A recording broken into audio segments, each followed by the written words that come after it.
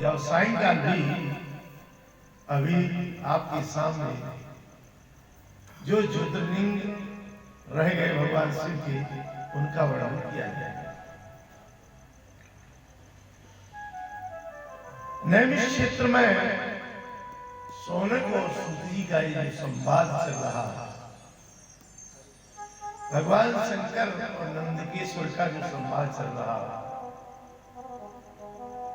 ब्रह्मा और उनके पुत्र नारद का संवाद, और इसी संवाद की पुनरावृत्ति मेरे और आपके माध्यम से जो चल रही है, उसमें प्रत्येक पुराण के अंतर्गत उस पुराण की व्याख्या, उस पुराण के देवता का वर्णन के साथ कुछ शिक्षाएं छिपी होती हैं, और वक्ता का ये कर्तव्य होता है कि वो उस पुराण में छिपी हुई जो भी शिक्षाएं हैं, चाहे वो आध्यात्मिक हो, चाहे वो वैज्ञानिक हो, और चाहे वो धर्मों को हो, धर्मशास्त्र संबंध, जरूर अपनी सरल और सरस भाषा में समझाना चाहिए।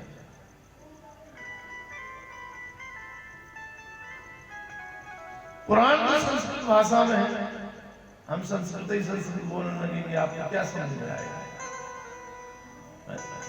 इसलिए सरस सरल भाषा दोनों ही निकलता है।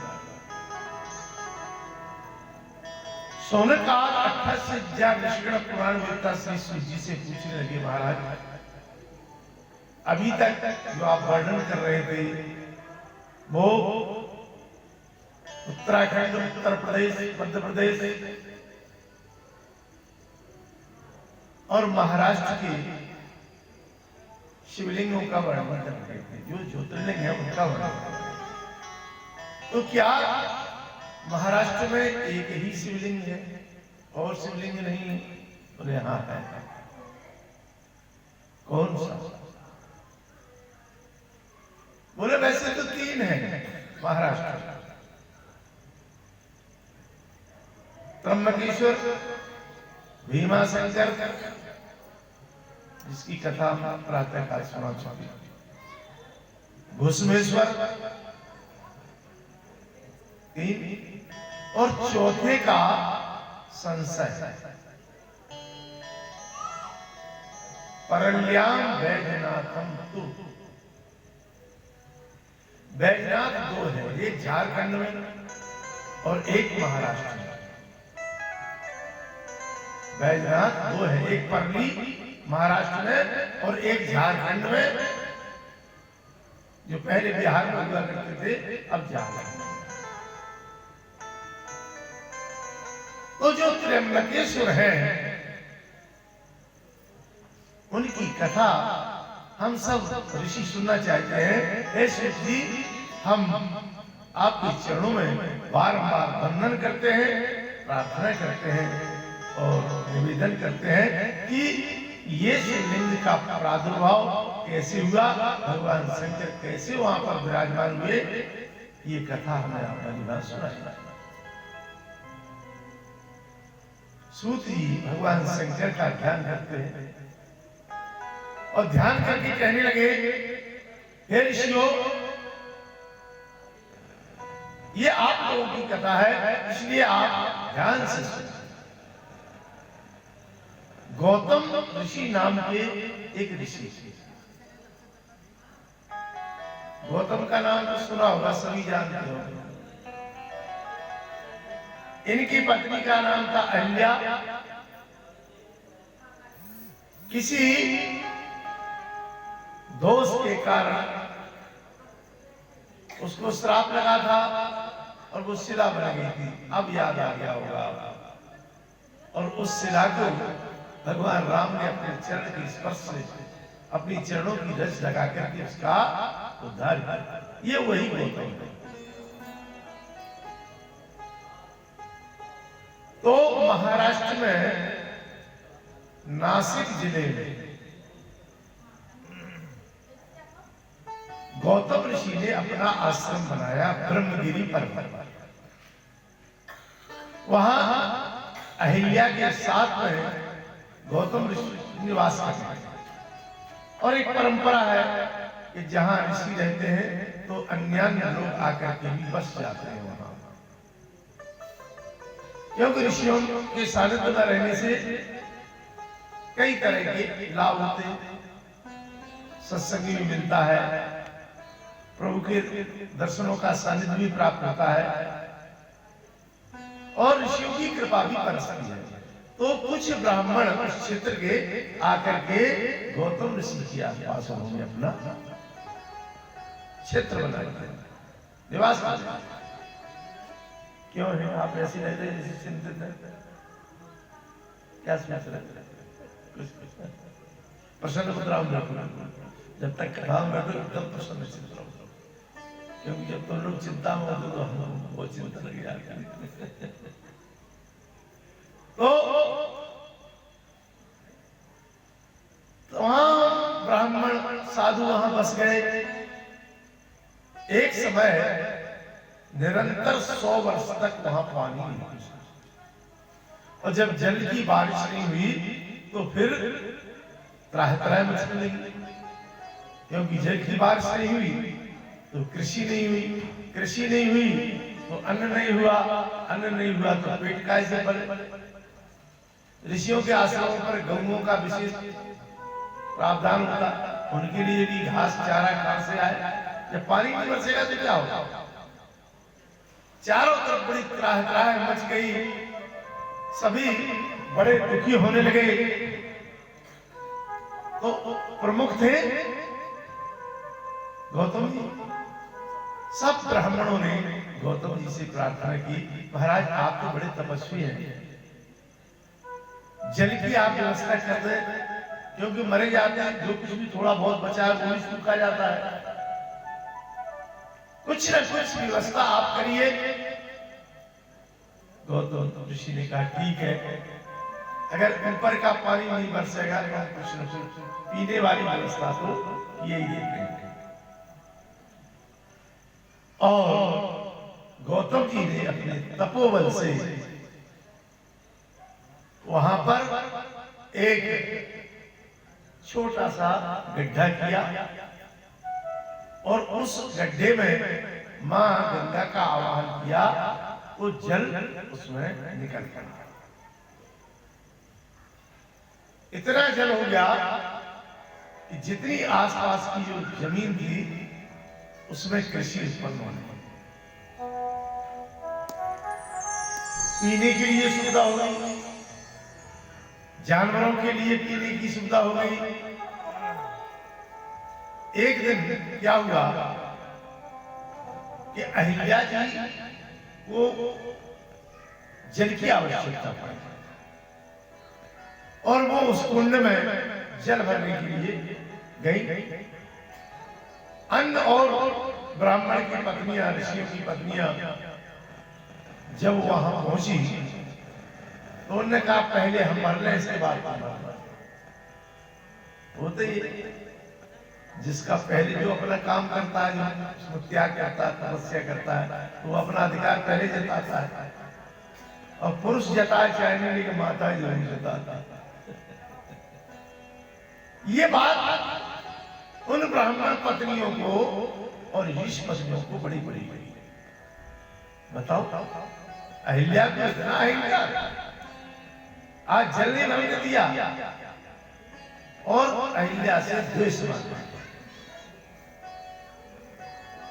सब ब्राह्मणों की, ऋषियों की एक गोष्ठी हुई और गोष्ठी में तय किया गया कि कैसे भी हो गौतम को नीचा दिखाना है और साथ में अहिल्या को नीचा दिखाना है। सबसे बुजुर्ग ब्राह्मण थे उसमें, ये जलन शुरू से ही चली आई है, ईर्षा जो है और ये विनाश का कारण भी है। तो एक बुजुर्ग ब्राह्मण रहे, विद्वान भी रहे, कहने लगे कि अगर तुम्हें विघ्न उपस्थित करना है गौतम के लिए तो गणेश जी की प्रार्थना करो। क्योंकि गणेश विघ्न देने वाले भी हैं और विघ्न हरने वाले भी हैं।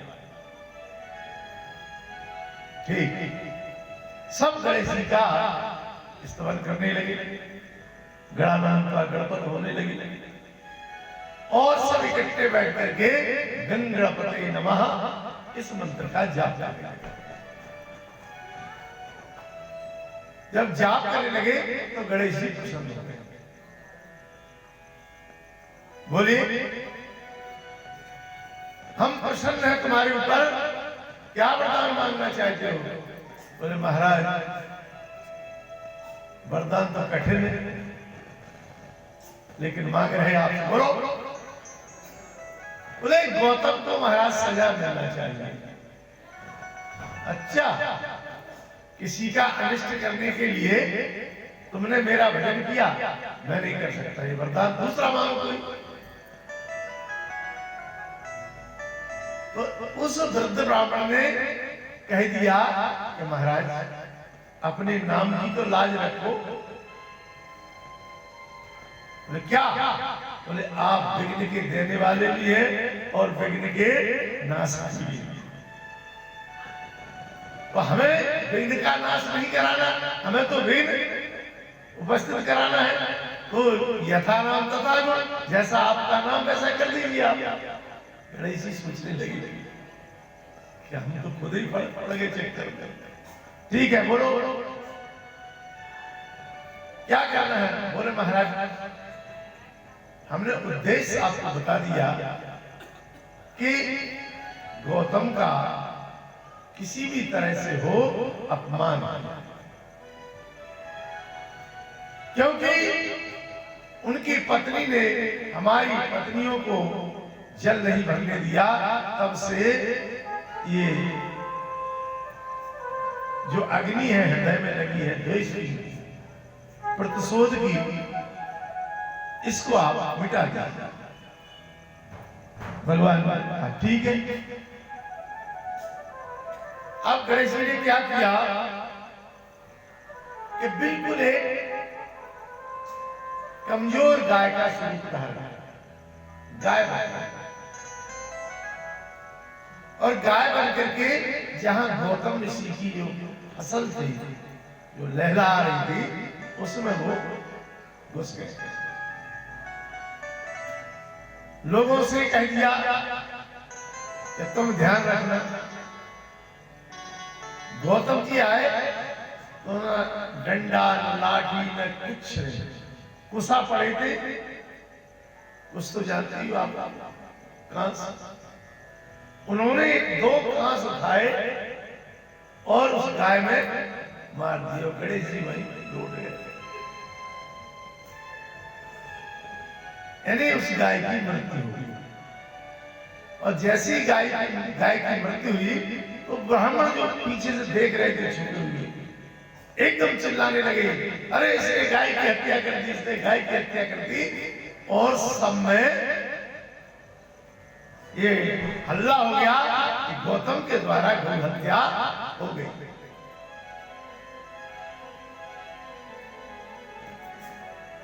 सबने कहा तुमको यहां रहने का अधिकार है, जब तक तुम अपने पाप का प्रायश्चित नहीं करो तब तक तुम यहां नहीं रह सकते। गौतम जी ने कहा ठीक है, हम यहां से एक कोस दूर अपना आश्रम बनाए लेते हैं, तुम लोग यहां बने रहो, हम वहां रहेंगे। उनने अपना दूसरी जगह आश्रम बना दिया। इन लोगों का पूर्ण अधिकार सूर्य के ऊपर हो गया। आराम से जल का उपयोग, लेकिन इनको फिर भी चैन नहीं पड़ा। वो बेचारे एक कोस दूर अपना निवास बनाए, वहां पूरा जंग का जंग पहुंच गया और कहने लगे तुम इस क्षेत्र को ही तुम्हें छोड़ना पड़ेगा,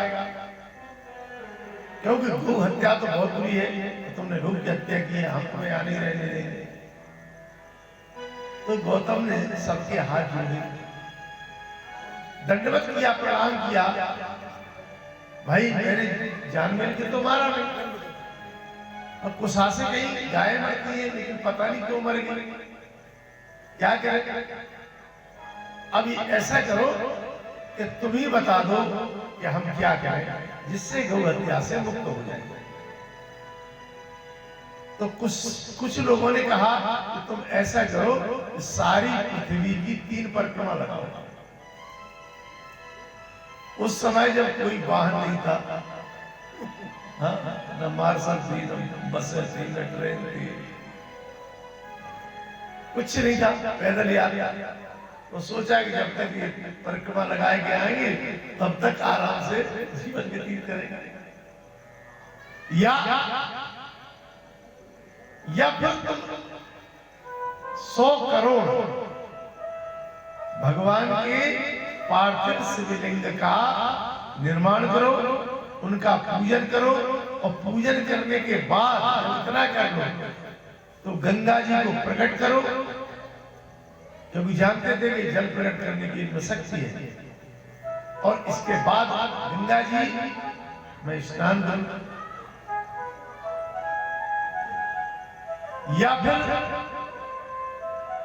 स्वयं गंगा जी या भगवान शंकर प्रकट होकर के तुमको आशीर्वाद दे तो तुम दोष मुक्त हो जाओगे। ये 3 ऑप्शन रख दिए गौतम जी के साथ। इनमें से जो तुम्हें अच्छा लगे वो तुम करो। गौतम ने अहिल्या से कहा, बड़े कठिन जो है वो तो द्वेषवश था, और द्वेषवश जो कार्य होता है वो तो बड़ा विचित्र होता है। इसे कहते हैं सोची समझी रणनीति। पहले से ही सब कुछ समझ सोच करके करना है। क्या कहे? अहिल्या ने कहा, स्वामी हमको तो सबसे बढ़िया ये लग रहा है कि 100 करोड़ शिवलिंग का निर्माण किया जाए। फिर बोले गंगा प्रकट की समस्या है। बोले भगवान शंकर प्रसन्न होंगे, अपने आप गंगा प्रकट करेंगे। अब वो गौतम जी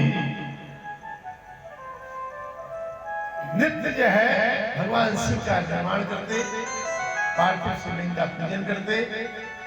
पूजन करने के बाद 100 घट से भगवान शंकर का अभिषेक करते।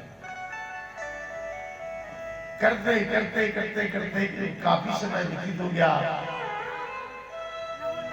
तो भगवान शंकर प्रसन्न हो गए।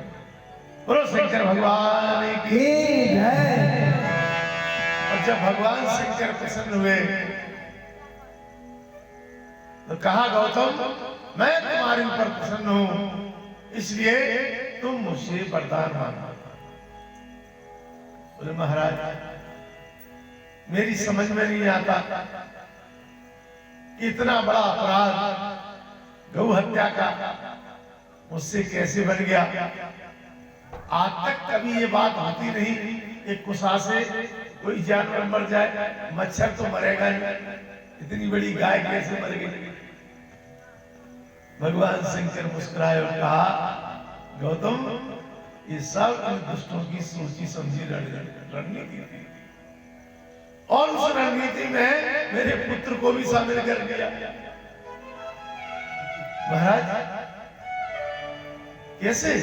बोले वो जो गाय थी ना, वो गाय नहीं गणेश थे। अच्छा, अब गौतम को बड़ा कष्ट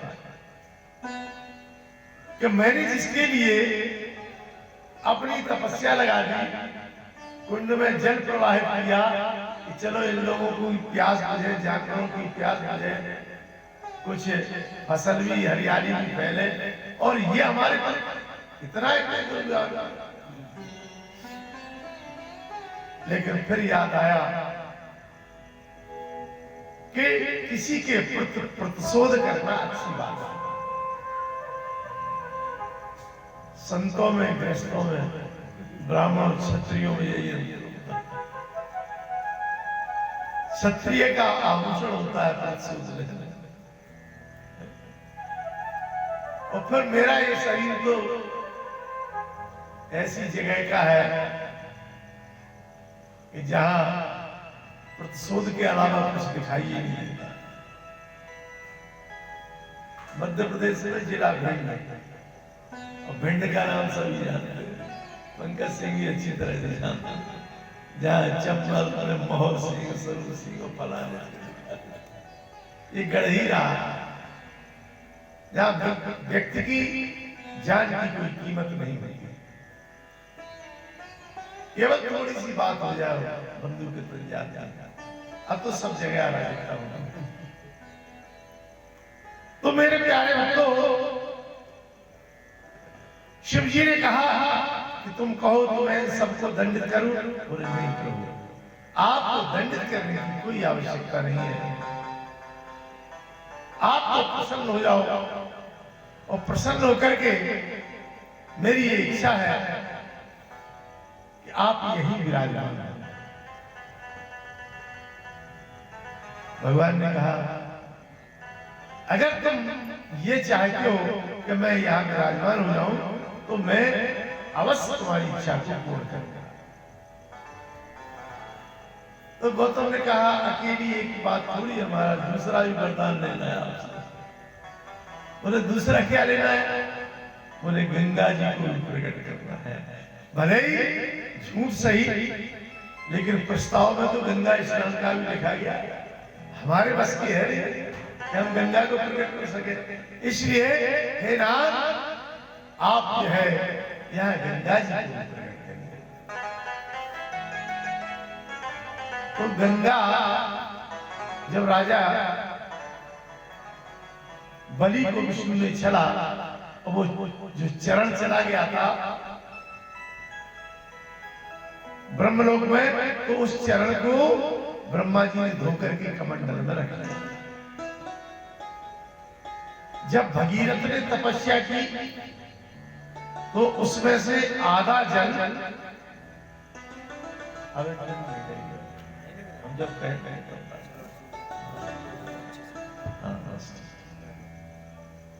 जबरदस्ती से बोझ लाद देते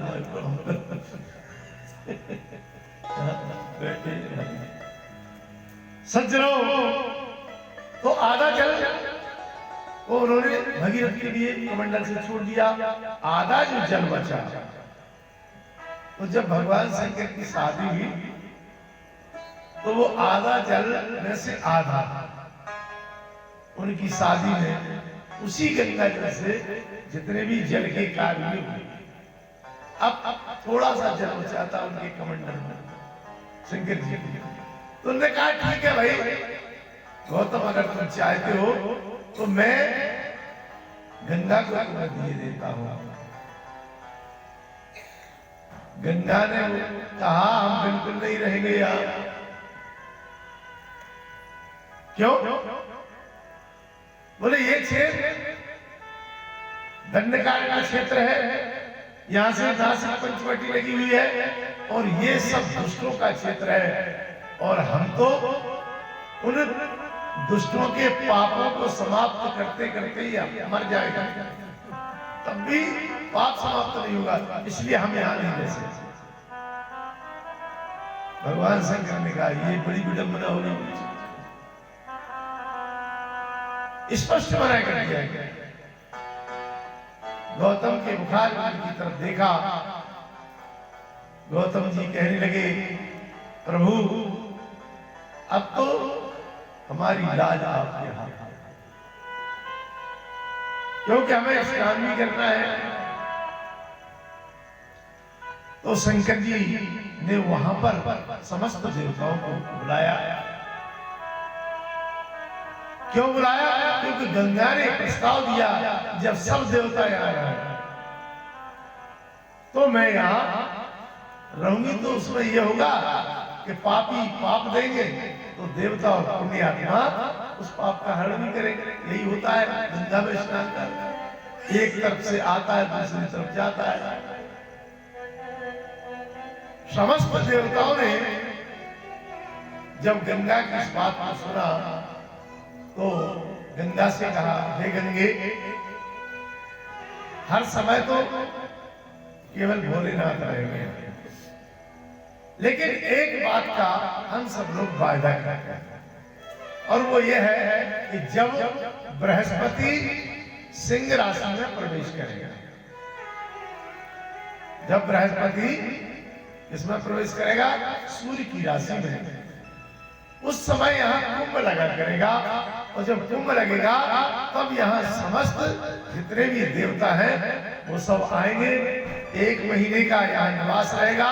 1 महीने तक जितने भी तुम्हारे 1 वर्ष के या 12 वर्ष के जो पाप है वो इकट्ठे एक ही बार में सब हो जाएगा। जब देवताओं ने इस तरह का आश्वासन दिया,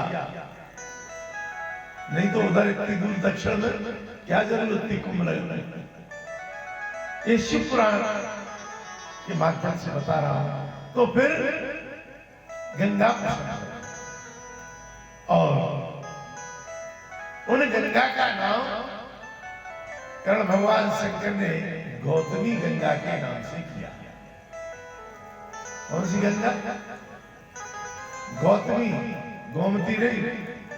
अक्षर उतने ही है। नहीं सोच लो गवाई लखनऊ की गोमती जी है, गोमती नहीं गौतमी। और दूसरा जो नामकरण किया वो गोदावरी, इसलिए गंगा से गोदावरी। वो गोदावरी साक्षात गंगा का स्वरूप है। और जैसे ही उन्होंने वो कमंडल से धार छोड़ी, कोई गया और नासिक कुंभ में जहां कुशावर्त कुंड है, कुशावर्त कुंड के पीछे ही एक आधा किलोमीटर की दूरी पर ब्रह्मगिरी पर्वत है। उस ब्रह्मगिरी पर 3 किलोमीटर की बिल्कुल खड़ी चढ़ाई है। ये शरीर वहां हुआ है, वहां पर गौमुख बना हुआ है जहां से वो गोदावरी प्रकट होती है। और नदी के स्वरूप में वो गंगा जी परिवर्तित हो गई। और जो शिव जी वहां ज्योतिर्लिंग के रूप में प्रकट हुए, उनका नाम त्र्यंबक पड़ा, यानी त्र्यंबकेश्वर। आज भी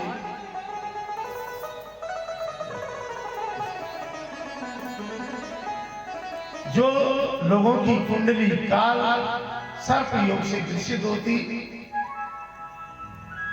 काल सर्प योग कोई ऐसा नहीं,